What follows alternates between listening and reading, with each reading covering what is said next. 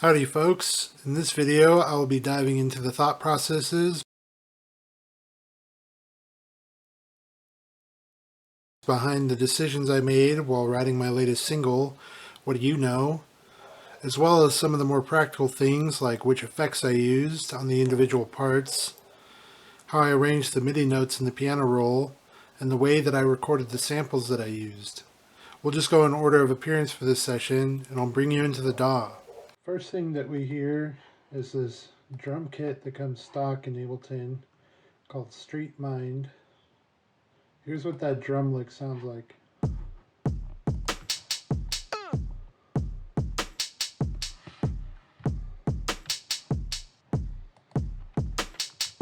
The next thing we hear is the bass, and I use the B bass sound. I've been using it pretty regularly. It's a great bass sound. I added a saturator to bring out more of the overtones and harmonics, as well as an OTT, multi-band compressor. I soloed the low in and drove it really hard. It gives a great full bass sound. Here's what the bass sounds like by itself.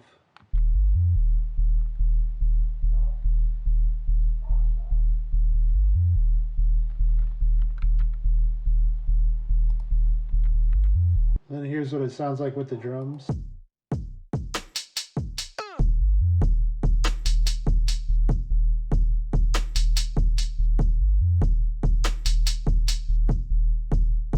Next up are the vocal samples, and these are from another session that I did where I made as many funky sounds as I could and exported that out to be resampled in a more elegant way. You can take a small part from a larger section and loop it to create a nice atmosphere. And I ended up using just these two sections on a continuous loop throughout the piece to create a hypnotic effect. And they sound like this.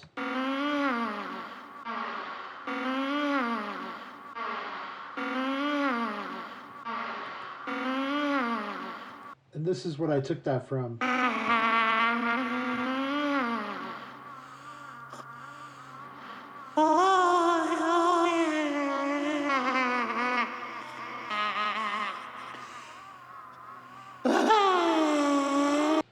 It's kind of like curating the parts that you find most appealing.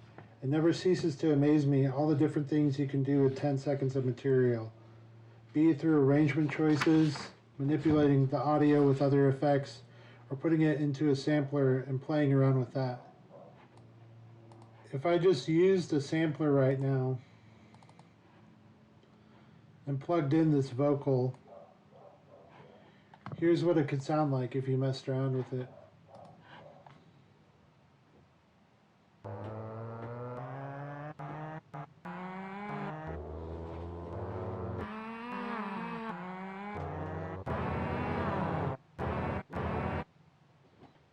Next up is the vocal performance. I improvised this and I kept the first take. I added a vocal compression chain that I copied from Reid and I'll link that below. I'm still learning how vocal compression works, and when you're in a creative mood, it's nice to just have a go-to chain that will do the job. I also have my own chain of effects that I added to it, which creates an interesting echo and makes the vocals feel full in the mix. I also panned the vocals to add more sense of depth. Here's my vocal chain. I put a utility just so I can mess with the gain.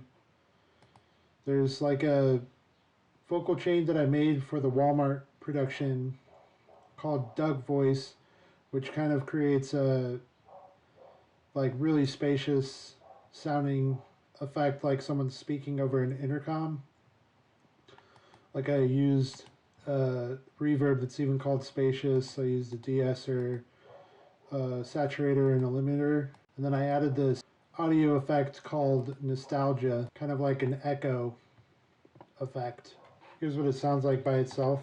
What you know about And then in context. What you know about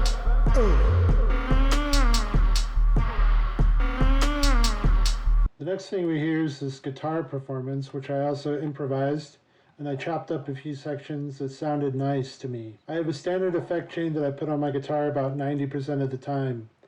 I made it one night when I couldn't sleep and thought it would be funny to make a rock and roll guitar Christmas song to wish everyone a Merry Christmas.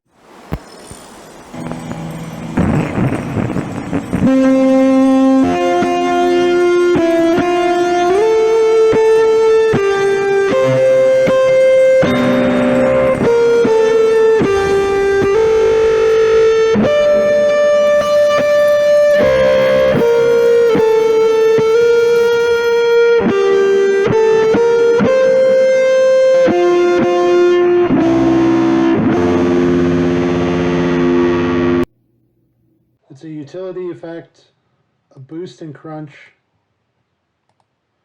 amp, a 2x12 cab, a 4x10 cab, a soft shaper, saturator, a compressor,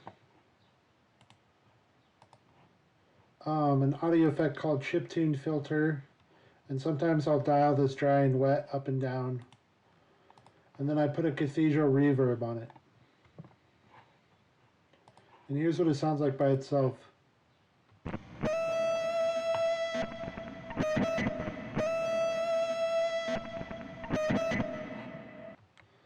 Here's what it sounds like in context with the piece. What you know about, Next up is the other vocal performance, which is another one-shot take, and I wasn't super happy with it, but at the time I felt compelled to keep it. To compensate, I added a few effects to the take, and also pitch shifted it up to kind of create like a just more harmonic intrigue with it, and to try to hide some of the aspects of the performance that I didn't like. And I layered them all and then panned them. But ultimately, I still wasn't really satisfied with this performance. And I figured that I would just keep it because I don't really like overworking songs, and I like leaving room for the so-called ugly. Here's what it sounds like by itself.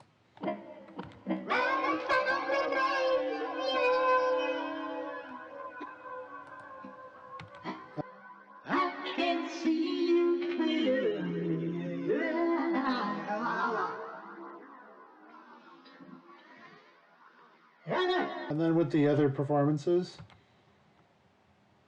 And then with the pitch shift performances.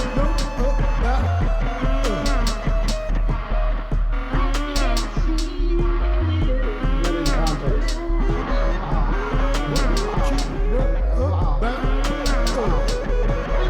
And speaking of keeping the ugly, this is the next vocal performance. I made some weird guttural sounds during my attempts at leaping and sprawling vocal joy, and I've always felt compelled to keep the off-kilter and bizarre parts of performances, parts that would normally find themselves in the trash bin. I looped this piece of trash and gave it the same love and care I would any other performance. Here's what it sounds like on its own.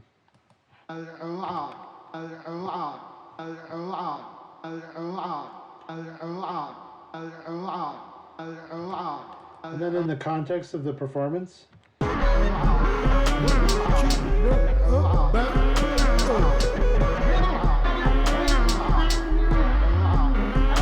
And the next sound that's introduced is a low tuba growl that is also a sample from another project. I don't remember what the project is from, and I can't remember the effects, but it's a sample that I've been using a lot recently because it's a really nice tuba sound. Here's what it sounds like by itself.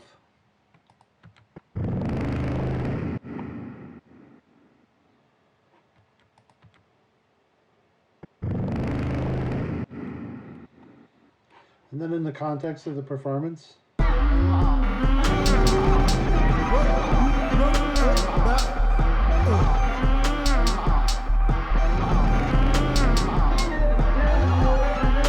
like how I delivered the what you know about but the vocals after that were really wild and off key. I don't remember why I chose to keep those instead of recording a cleaner take, which I know I could do.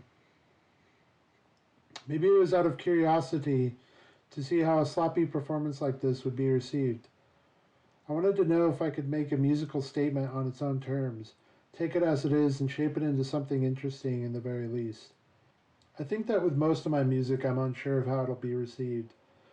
This project was especially uncertain with the imperfect vocals, though I do have an instinct to preserve some of the imperfections. Part of it is from not wanting to overwork the piece. I believe in a philosophy of quality through quantity. Every project is a chance to learn something new. Though writing about my process for this project, I brought some unconscious decisions I made to the front of my mind, and I believe I'll keep discovering things like this through more projects. I'm currently in a lull with new songs, and I'm focusing on promoting the material that I already have. I have a music video for the song planned, as well as a collaboration that I worked on with L.M. Fisher in the works that will be out June 24th. It will be the first single from my new project, Slow Violence. I'm trying to let songs that I have first drafts of rest for a bit so I can return to them with a fresh ear and make small improvements over a longer period of time. I feel a need to put my music out as soon as possible, but I wonder if this is a detriment to what they really could be. Thanks for checking out the video. I'm interested to hear your thoughts on the vocals and how they sit with you. Leave a comment. I'm going to try to commit to a weekly release schedule from here on out. If you're interested in process videos like this one, music videos, and free jazz improvisation, subscribe and hit the bell. Catch you on the flippy flop.